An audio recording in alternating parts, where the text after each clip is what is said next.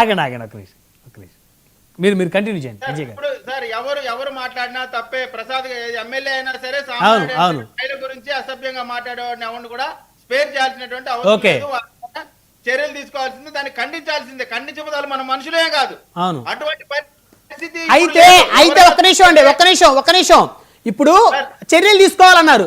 చర్యలు ఎవరు తీసుకుంటారు, ఎప్పుడు తీసుకుంటారు, ఎలా తీసుకుంటారని ప్రశ్నలు వస్తూ ఉన్నాయి. ఒకటి, ఎమ్మెల్యే గారు తాను అనకపోతే అన్నందాన్ని అన్నట్టు ప్రచారం చేసిన వాళ్ళ మీద ఇమీడియట్గా యాక్షన్ తీసుకోవాలి. ఆల్రెడీ 2 వారాలైంది. లేదు అన్నారంటే ఎమ్మెల్యే గారి మీద అధిష్టానం యాక్షన్ తీసుకోవాలి. ఈ రెండింటిలో ఏదో ఒకటి జరగాలి. ఏది జరగలేదు అనేది అక్కడ జూనియర్ ఎన్టీఆర్ గారి అభిమానులు వాళ్ళు 10 రోజుల నుంచి చేస్తున్నటువంటి పెద్ద ఎత్తున వారి ధర్నాలు కానీ, లేకపోతే రాస్తారోకలో, లేకపోతే గొడవ వాళ్ళు చేస్తున్న పరిస్థితి అక్కడ. సార్ ఇప్పుడు ఇది చూస్తుంటే ఎట్లా ఉందంటే, గతంలో ఏ విధంగా అయితే రెండు వర్గాలకు సంబంధించి వారిని రెచ్చగొట్టడానికి రకరకాల పద్ధతులు చేసేవాళ్ళు, మళ్ళీ అదే విధమైనటువంటి పద్ధతులు ఈ రోజు చేస్తా ఉన్నారు. ఆయన క్లియర్ గా కంప్లైంట్ ఇచ్చారు ఎస్పీ గారికి, విచారణ జరుగుతా ఉంది. అయినప్పటికీ కూడా ఆయన క్షమాపణ చెప్పాడు. దాని తర్వాత చంద్రబాబు నాయుడు గారు చాలా తీవ్రంగా మందలించారు. ఇంకా దీనికి సంబంధించి విచారణ వచ్చిన తర్వాత నీపైన చర్యలు ఉంటాయని కూడా, ఒకవేళ తప్పు చేస్తుంటే ఖచ్చితంగా చర్యలు ఉంటాయని కూడా చెప్పారు. అందులో ఈ విధమైనటువంటి కార్యక్రమాలు, ముట్టడి కార్యక్రమాలు ఇవన్నీ జరుగుతా ఉన్నాయి అంటే దీని వెనక ఏదైనా కుట్ర ఉంటే దాన్ని కూడా పోలీసులు ఛేదిస్తారు ఖచ్చితంగా. దాంట్లో అనుమానం ఏం లేదు. అంటే ఉందా, కుట్ర ఉందా దీని వెనక? జూనియర్ ఎన్టీఆర్ అభిమానులు ముసుగులో ఇంకెవరన్నా వేరే పార్టీ వాళ్ళు వస్తున్నారంటారు మీరు? అంటే ఆ అవకాశం ఉన్నటువంటి పరిస్థితి కనబడుతోంది.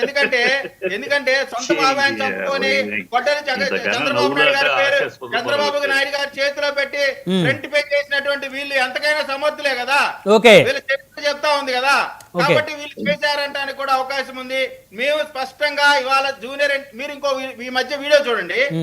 ఎప్పుడో కొడాలి నాని, వల్లభనేని వంశీ లాంటి వాళ్ళు పురంధేశ్వరి మన భువనేశ్వరి గారిని ఏదో తప్పుడుగా మాట్లాడినప్పుడు నేను ఏ విధంగా బాధపడ్డాననే మాటల్ని ఇప్పుడేదో ఆయన్ని తిడితే ఆయన మాట్లాడినట్టు వీడియోలు సర్క్యులేట్ చేస్తా ఉన్నారు. అంటే దీని కుట్ర లేదనా?